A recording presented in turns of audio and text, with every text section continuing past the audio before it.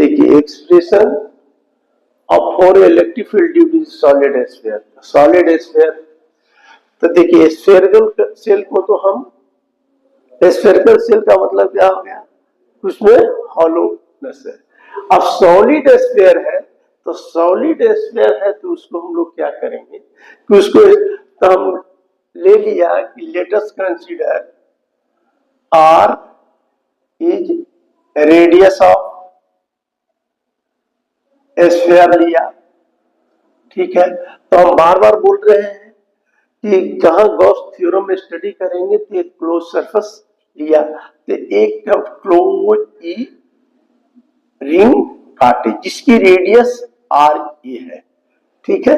We have to calculate the electric field, तो electric field जो होगा आउटवर्ड होगा, ई रेडियस हो गया, तो due to from Gauss theorem, तो गॉस थ्योरम क्या है, क्लोज सरफेस के लिए ई इंटू डी एस, मतलब टोटल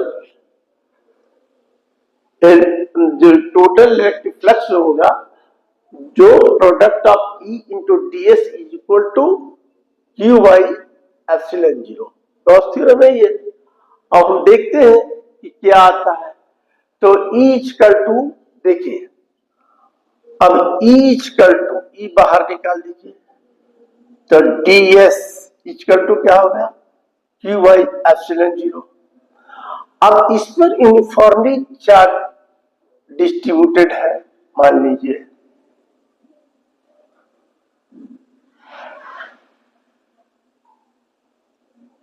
यूनिफॉर्मली चार्ज डिस्ट्रीब्यूटेड है, तो इस केस में आप क्या कीजिएगा कि सॉलिड है, जहां सॉलिड रहेगा वहां पर रो होगा। रो का मतलब वॉल्यूम चार्ज डेंसिटी, तो क्या होता है, चार्ज पर यूनिट वॉल्यूम, तो चार्ज हो गया।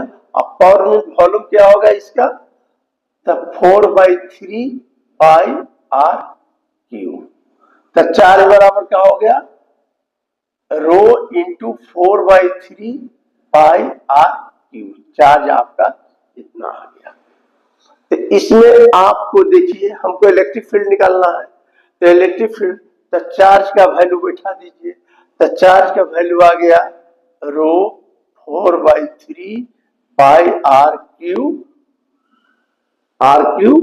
और यहां लिख देना है इलेक्ट्रिक फील्ड निकालना है, ठीक है।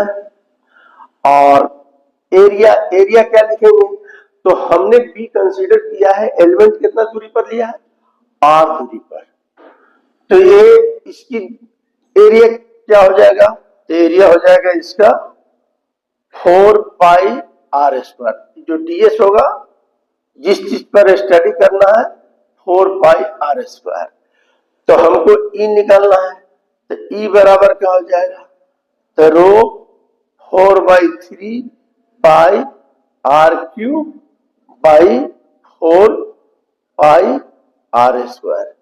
तो आप देखिए क्या क्या कट गया, 4 पाई कट गया, बच गया क्या, तो rho r cube by 3 r square, यानी इलेक्ट्रिक फील्ड जो होगा, इलेक्ट्रिक फील्ड जो होगा सॉलिड में इतना होगा, कहा, जब आप बाहर निकालेंगे तब आर दूरी पर। अब इसमें कह देगा कि देखिए, अब इसमें स्पेशल केस इसमें भी आता है। स्पेशल केस क्या होगा, स्पेशल केस जाएगा, बाहर निकाले, अगर सरफेस पर होगा तो क्या होगा, अगर ये जो एलिमेंटल डीएस लिए हैं, ये जो डीएस है, अगर ई पॉइंट जो इस पॉइंट पर था अब इस पर रहेगा तो क्या हो जाएगा, इस पर रहेगा, तो आर जहां जहां है वो क्या चीज में बदल जाएगा, बोलिए, कैपिटल आर में।